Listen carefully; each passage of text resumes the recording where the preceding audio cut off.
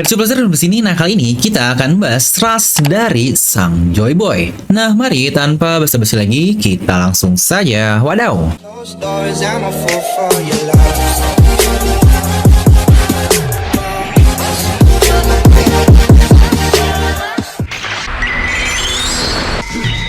Oke, pertama kita perlu membahas dulu terkait satu ras yang baru ada tunjukkan kepada kita alias Buccaneer. Yang memang sejak lama kita sudah mendapatkan foreshadow terkait adanya ras baru. Itu pun dari kata-kata Big Mom di Onigashima lalu. Dia bilang jika di negerinya kekurangan 3 ras, dimana yang pertama ras raksasa alias Elbaf. Karena kita semua tahu background dari Big Mom, dia ingin mengkompromikan kedua negeri tersebut namun gagal karena Lola tidak mau dengan Pangeran Loki. Lalu yang kedua adalah ras dari King. Dia adalah ras Lunarian, dan yang terakhir sepertinya ras dari Kuma ini yang ternyata ras Buccaneer. Nah lalu apakah ternyata ras-ras ini akan ada hubungan dengan Ancient Kingdom? Nah mari di video ini kita akan bahas hal itu, jadi pastikan kalian tonton video sampai habis agar tidak ada informasi yang miss dan juga setengah-setengah. Bantu juga subscribe dan nyalakan bel notifikasinya ya. Nah mari siapkan kopi, jangan lupa dibesar, pasang headsetnya, ambil posisi PW, and wadidaw.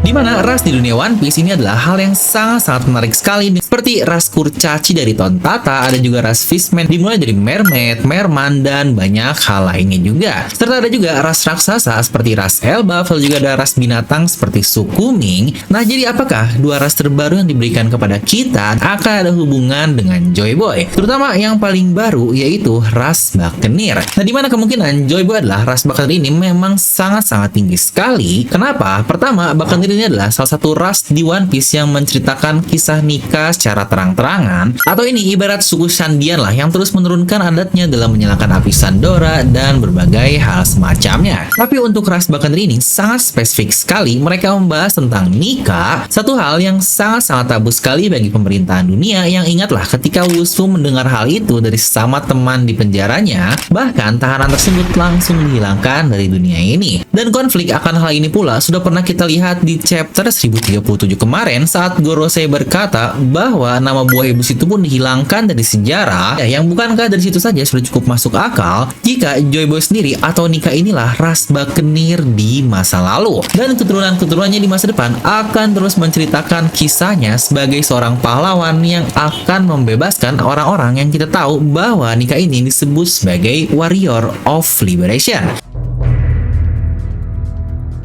Di mana teori terkait Joy Boy adalah ras raksasa ini pula sudah lama sekali kita dapatkan, terutama saat Imu melihatkan kepada kita ruangan yang berisi topi jerami yang berukuran sangat besar. Nah pasti yang jadi pertanyaan adalah seberapa besar sih ukuran dari topi jerami tersebut untuk menyebutkan jika Joy Boy adalah ras raksasa. Pertama, hal yang perlu kita ketahui adalah perbandingan skala dari topi tersebut dengan pihak lain yang ada di sekitarnya, dan pada saat itu yang ada hanyalah Imu saja. Dimana untuk Imu sendiri memang belum ada ukuran pasti dari Oda seberapa besar, tetapi jika kita lihat di chapter 908 saat di Flowers Chamber, di situ Imu disandingkan dengan pedang yang tertancap, wanita yang menunduk, dan tentu saja kupu-kupu yang ada di sana yang bahkan seukuran normal. Jadi dari sini bisa kita asumsikan ukuran tubuh dari Imu ini adalah ukuran manusia normal di dunia One Piece. Nah bukankah jika begitu, maka topi jerami tersebut bisa tertakar seberapa besarnya? Dan satu hal yang selalu menjadi curiga kita selama ini adalah topi jerami tersebut memang terlalu kecil untuk kepala dari seorang raksasa Elbaf, tetapi tentu saja terlalu besar untuk ukuran manusia biasa. Dan teori yang paling populer adalah jika topi ini cocok digunakan oleh orang-orang yang memiliki ukuran sebesar Kaido, Shirohige. Nah ngomong-ngomong tentang Shirohige juga, bukankah jika kita lihat dia yang memiliki tinggi hampir sepantaran dengan Kuma dan bentukan tubuhnya juga, yang apakah jangan-jangan Shirohige juga adalah ras Buccaneer? Yang sejujurnya masalah dari Shirohige ini adalah salah satu hal yang cukup mencurigakan sih, dan pasti sepertinya akan sangat menarik. Tapi karena karakter ini sudah mati, tidak tahu lah apakah kita akan mendapatkan flashbacknya atau tidak. Nah kembali ke topi lagi, jika kalian perhatikan ukuran-ukuran manusia di dunia One Piece dan bandingkan dengan manusia biasa alias Luffy topi jerami,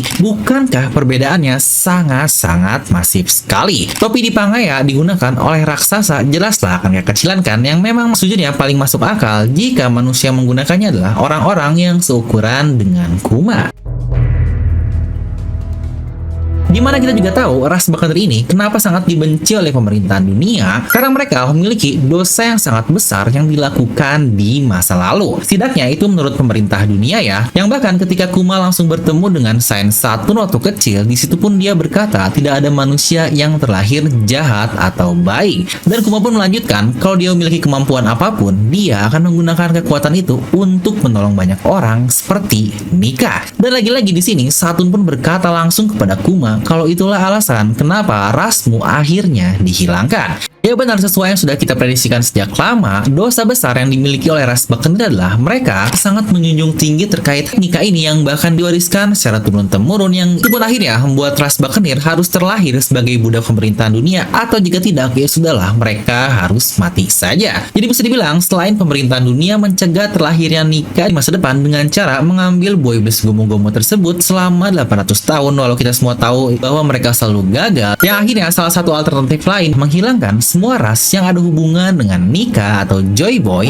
Makanya selama 800 tahun ras Buccaneer akan dicari dan dimanfaatkan seperti yang kita lihat di flashback Kuma. Ya walau ironisnya di pihak pemerintahan dunia, seseorang yang terlahir sebagai Nika bukanlah ras-ras yang menentang mereka, tetapi malah manusia biasa, seorang bocah yang tidak ingin menjadi pahlawan. Dia hanya bergerak berdasarkan keinginannya sendiri dan kebebasan menurut dirinya sendiri juga. Ya tentu saja dia adalah karakter utama kita alias Monkey di Luffy.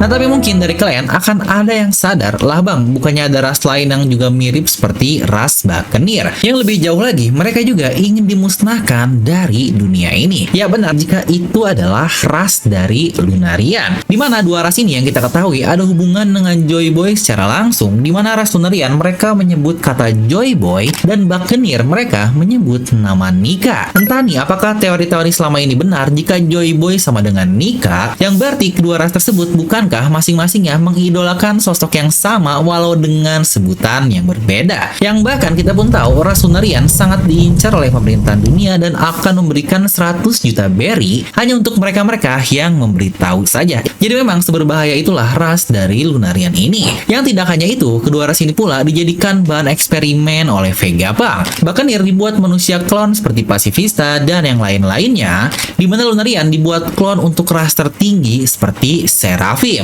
yang bahkan ukuran tubuh dari kedua orang ini pun sangat persis sekali. Jadi kira-kira kalau menurut kalian siapa nih yang lebih cocok sebagai ras Joy Boy? Coba kalian tuliskan di kolom komentar di bawah. Dimana video ini jelas dibuat untuk diskusi ya, karena memang masih belum terbukti. Jadi di sini kita masih masuk ke hipotesa atau teori. Dan kalau kalian yang mau melihat teori jika Joy Boy adalah ras Lunarian, itu pun sudah pernah saya bahas di satu mega teori ini jika kalian penasaran. Nah tapi kalau kalian sadar, beberapa ras aneh yang tadi disebutkan di awal itu memang banyak sekali dari mereka yang tidak terafiliasi dengan pemerintahan dunia, yang bahkan mereka menunggu Joy Boy dengan caranya sendiri. Contohlah suku Ming, mereka berkali-kali menyebut kedatangan Fajar di dunia ini. Lalu juga Fishman menunggu seorang raja yang akan bertemu dengan ratu di masa depan. Mungkin beberapa yang belum adalah seperti ras Elbaf, dimana kita masih belum tahu background dari ras tersebut. Dan terkait ras, sebenarnya jika kalian sadar masih ada banyak loh ras-ras yang belum diketahui kepada kita, seperti contohnya lah Gecko Moria, dia ini termasuk ras apa. Lalu juga Kaido yang dia bilang jika dia adalah ras Oni, tetapi kita masih belum mendapatkan kelanjutan dari ras Oni ini, yang apakah ada hubungan dengan ras penarik benua kah seperti Oas, atau apalagi kita masih belum tahu. Yang kira-kira hal misterius apalagi ya yang sebenarnya masih banyak udah simpan dari kita.